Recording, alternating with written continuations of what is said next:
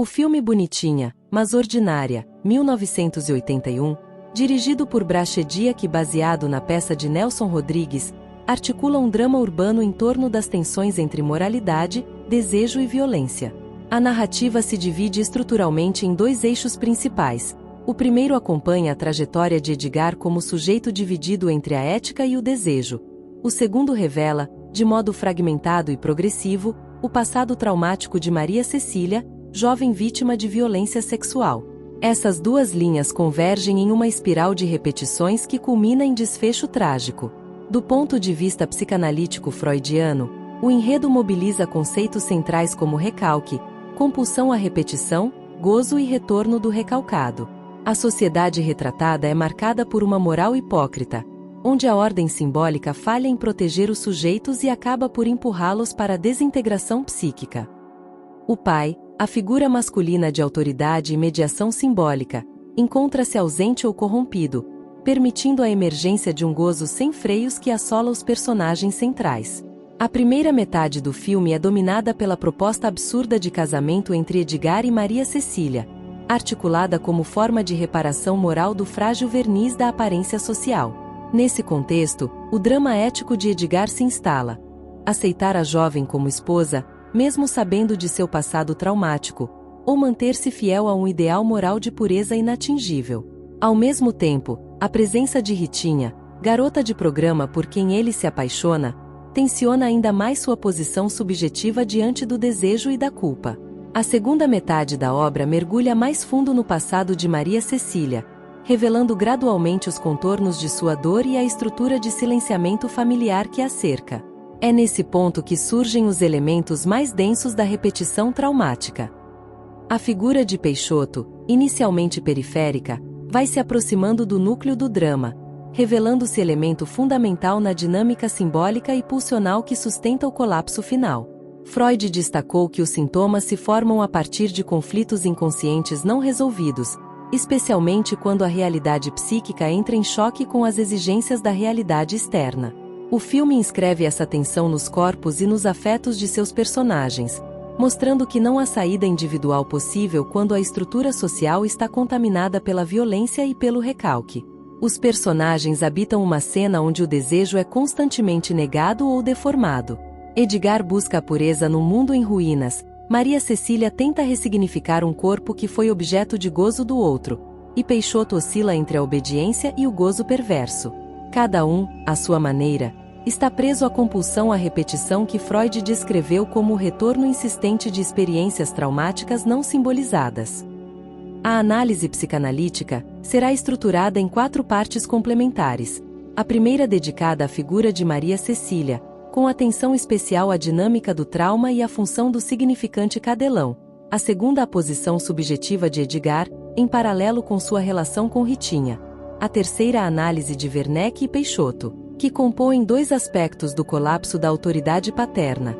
E, por fim, a conclusão abordará a totalidade simbólica do filme à luz do fracasso da inscrição ética e do gozo não mediado. A obra não oferece saídas redentoras. Ao contrário, ela revela a fragilidade dos laços simbólicos quando atravessados por estruturas de poder, segredo e perversão. Freud advertia que onde há recusa de elaboração, o sintoma retorna com maior intensidade. Bonitinha, mas ordinária é a encenação crua desse retorno, onde o trauma nunca se cala, apenas se disfarça em moralidade, até que irrompa novamente, de forma mais brutal. A figura de Maria Cecília representa o núcleo traumático do enredo, marcada por uma experiência de abuso sexual coletivo, da qual sobreviveu sem acolhimento simbólico. O fato de a violência ter ocorrido sob o olhar silencioso de Peixoto, empregado fiel da família, inscreve esse trauma na lógica da perversão e da cumplicidade silenciosa. Freud compreende o trauma como ruptura na capacidade de simbolização e como gerador de sintomas psíquicos recorrentes. Um dos elementos mais marcantes desse trauma é o termo cadelão, que surge pela primeira vez quando a jovem repete a palavra enquanto está sendo abusada. Este significante não é qualquer palavra. É o ponto de fixação que condensa o horror vivido, e que, por não ter sido simbolizado, retorna compulsivamente nas situações de contato físico ou emocional. O uso da palavra durante o beijo com Edgar revela a permanência do trauma como núcleo não elaborado. A tentativa de Maria Cecília de formar um vínculo amoroso com Edgar não se constitui como busca de redenção moral, mas como tentativa inconsciente de elaborar o trauma, oportunidade que jamais teve. No entanto, sua insistência em repetir o termo cadelão impede qualquer erotização desvinculada da cena de horror original, tornando-a prisioneira do trauma. Freud define isso como compulsão à repetição. O sujeito repete o trauma na tentativa de dominá-lo, mas acaba revivendo sem resolução. Peixoto, que assistiu à violência sem impedir, é também quem no final do filme se revela como o verdadeiro cadelão, confessando que esse era seu apelido desde a juventude. Essa revelação conecta a pulsão de morte ao colapso simbólico, o mesmo significante que para Maria Cecília representava o trauma impensável. Para Peixoto tornará-se marca identitária de um gozo oculto, atravessado por violência, omissão e perversidade. O final trágico, com o assassinato de Maria Cecília e o suicídio de Peixoto, é a cristalização dessa dinâmica. A jovem é morta pelo próprio representante do olhar cúmplice que a fixou à condição de objeto. Não se trata apenas de uma cena de crime, mas da falência total da função paterna e da possibilidade de simbolização do trauma. Freud apontaria essa cena como expressão última da pulsão de morte não mediada pela linguagem, nem simbolizada. A aparência dócil e comportada de Maria Cecília mascara a presença de um inconsciente em ruínas. Seu corpo tenta se adaptar às exigências do ideal feminino burguês, mas carrega os estigmas de uma violência que a linguagem familiar se recusa a nomear. Nesse sentido, ela não é ordinária por sua natureza, mas transformada assim pelo olhar social preconceituoso que generaliza, exclui, fundamentalmente, lhe nega lugar como sujeito e indivíduo, massificando sua experiência e desfigurando sua individualidade. A insistência do pai em reparar socialmente o ocorrido com um casamento arranjado é uma tentativa de reorganizar o simbólico sem escuta da vítima, reduzindo o trauma a um incidente superável. Essa lógica absurda, porém, intensifica a repetição, mantém o trauma e precipita o desfecho trágico. Maria Cecília encarna, assim, o fracasso da moral repressiva como resposta ao real do gozo. Sua morte, ao lado de Peixoto, sela o destino de um corpo que nunca foi escutado como sujeito e indivíduo. Freud mostrou que o trauma que não encontra escuta simbólica retorna no corpo, no ato e no sintoma. Maria Cecília é o corpo no qual se escreve a falência de uma família e de uma sociedade que recusam ouvir. Seu silêncio final não é escolha, mas consequência de uma repetição quase interminável que resultou em morte. Edgar é o sujeito dividido entre o superego moral e o desejo inconsciente, encarnando o drama freudiano do conflito psíquico. Como funcionário correto e noivo recatado, parece obedecer às normas sociais. No entanto, a proposta de se casar com Maria Cecília em nome da reparação perante dos olhares hipócritas de uma sociedade corrompida, revela a pressão de um ideal ético falso, pois o inconsciente de Edgar se revela em outra direção, sua paixão por Ritinha. Ritinha é uma garota de programa que, ao contrário de Maria Cecília, possui relação franca com o desejo e com o próprio corpo. Ela representa o polo da sublimação possível, uma via de erotismo sem culpa. Ao se apaixonar por ela, Edgar acessa um desejo menos atravessado pelo ideal moral, mas não consegue sustentá-lo frente à exigência de pureza imposta pela família de Maria Cecília. A recusa de Edgar em aceitar que Maria Cecília o chame de cadelão durante o beijo e abraço mais íntimo, explicita seu limite psíquico. A palavra o confronta com a cena traumática que não conhece, mas que se insinua como ruptura simbólica. O termo, carregado de gozo e violência, toca seu superego e o paralisa. Freud apontaria aí a emergência do inconsciente como discurso do outro que desestabiliza o sujeito. A idealização de Maria Cecília por Edgar revela a tentativa de manter o desejo sob controle. Ele prefere amar Ritinha, mas deseja o ideal que Maria representa, até que este se revela insustentável. Não há integração possível entre o desejo e a moralidade que Edgar tenta defender. O sujeito desmorona quando é confrontado com o real do trauma, que Maria carrega consigo. A relação com Ritinha aparece como promessa de saída ética. Ela o ama de forma direta, sem exigências morais. Mas Edgar, marcado pela culpa inconsciente e pelo peso simbólico da proposta de casamento, abdica dessa possibilidade. Freud analisaria isso como uma recusa da castração. Edgar não suporta abdicar do ideal fálico, mesmo que este o conduza à perda do desejo. Edgar tenta salvar Maria Cecília de sua dor, mas sem escutar o que ela repete. E esta foi sua falha fundamental. Sua recusa à palavra cadelão simboliza a recusa de escutar o trauma do outro. Ao fazê-lo, contribui para a repetição catastrófica que se seguirá. Freud sublinharia que o silêncio frente ao trauma do outro pode se tornar cumplicidade estrutural, ainda que inconsciente. Ao fim, Edgar se vê esvaziado de sentido. Nem Mario, nem Ritinho, nem o desejo, nem o ideal. O recalque se impõe como fracasso. Ele não consegue nomear, amar ou desejar. Sua função no drama é a de representar a impotência da ética sem escuta, da moralidade sem desejo e da reparação sem verdade. A psicanálise freudiana lê em Edgar o sujeito típico da neurose obsessiva, paralisado diante do desejo e submisso à moralidade. Incapaz de transgredir sem culpa, ele torna-se cúmplice de uma tragédia que não entende, mas da qual participa ao negar simbolização ao sofrimento alheio. Werneck, o pai de Maria Cecília, é a figura que representa a autoridade paterna degradada. Ao propor o casamento de Edgar com sua filha como forma de reparação moral, não busca escutar a dor da jovem, mas apenas restaurar sua imagem pública diante de uma sociedade hipócrita. Para a psicanálise freudiana, ele representa o pai impotente, incapaz de sustentar a função simbólica da lei e reduzido a um gerente de aparências. Sua proposta parte da lógica da negação. O abuso sexual de Maria Cecília é recalcado enquanto fato e convertido em questão moral passível de correção por meio do matrimônio. Esse deslocamento do real do trauma para o imaginário da honra é típico do recalque que, longe de dissolver o sintoma, o intensifica. Freud mostra que, sem elaboração simbólica, o trauma reaparece sob formas destrutivas. Peixoto, empregado da família e figura secundária no início da trama, vai gradualmente emergindo como operador da pulsão de morte. Ao observar passivamente o abuso e, mais tarde, manter um vínculo ambíguo com Maria Cecília, ele encarna o olhar perverso que sustenta o gozo silencioso do trauma. Não age diretamente no crime, mas sua omissão o torna agente e cúmplice do retorno do recalcado.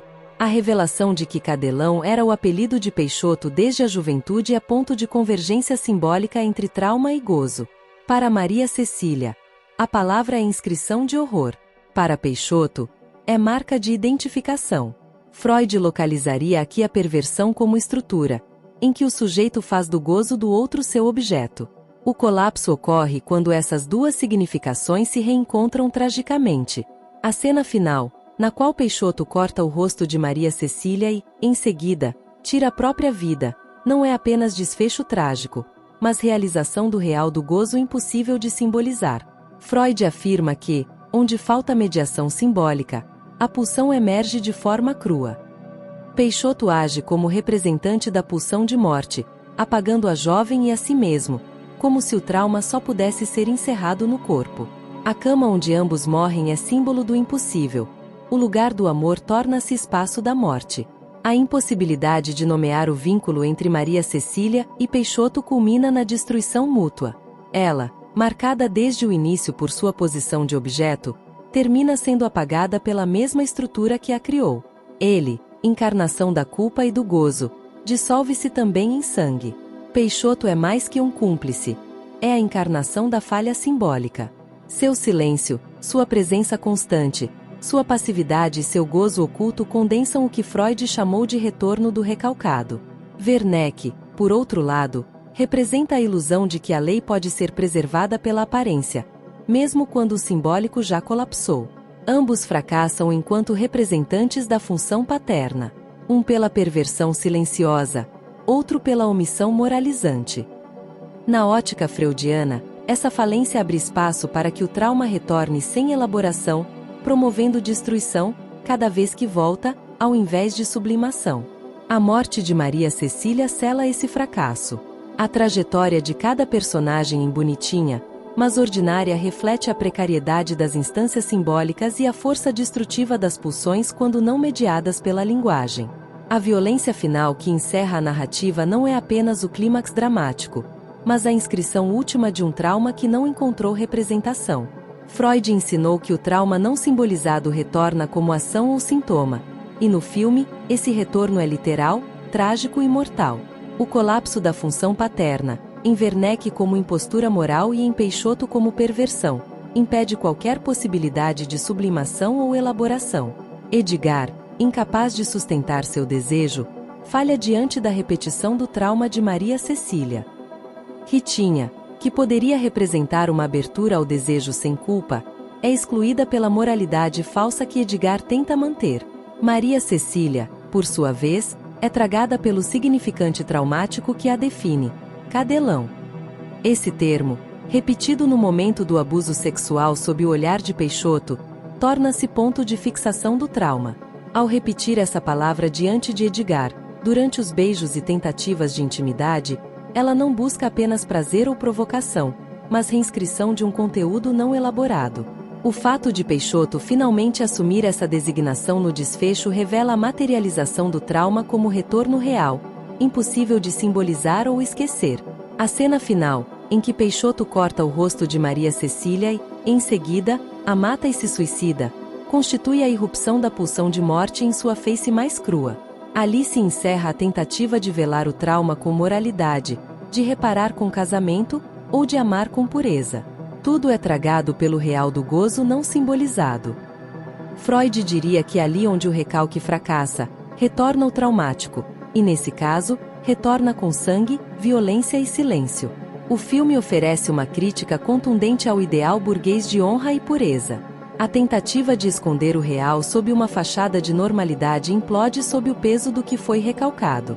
Maria Cecília morre não por ser ordinária, mas por ter sido transformada em objeto de um gozo que nunca pôde ser elaborado. Edgar falha por não suportar a verdade do desejo. Peixoto encarna a pulsão desenfreada que emerge, mortalmente, quando a lei simbólica falha. Não há catarse, nem redenção. Apenas o testemunho de um processo psíquico que, privado de escuta e simbolização, conduz à repetição e à destruição. A psicanálise freudiana encontra no filme um terreno fértil para ilustrar os perigos do recalque sem elaboração, da culpa sem desejo, da moralidade sem ética. Tudo aquilo que não é dito, grita no final. Em termos simbólicos, o título Bonitinha, mas ordinária revela a perversidade social que tenta categorizar mulheres entre pureza e devassidão, tornando invisível sua individualidade e subjetividade única. Maria Cecília é aprisionada nessa dicotomia, enquanto os homens ao seu redor são liberados da mesma exigência. O filme denuncia, portanto, não apenas a hipocrisia masculina, mas a estrutura social que perpetua esse jogo perverso de pureza e castigo. Ao final, o espectador é confrontado com a impossibilidade de reconciliar desejo e moralidade quando o trauma é deixado sem escuta. Freud nos lembra que o inconsciente não esquece. E o filme, em sua dureza, confirma: o que não é simbolizado, retorna, e retorna como morte. Maria Cecília não é apenas vítima dos homens, mas de uma estrutura simbólica falida.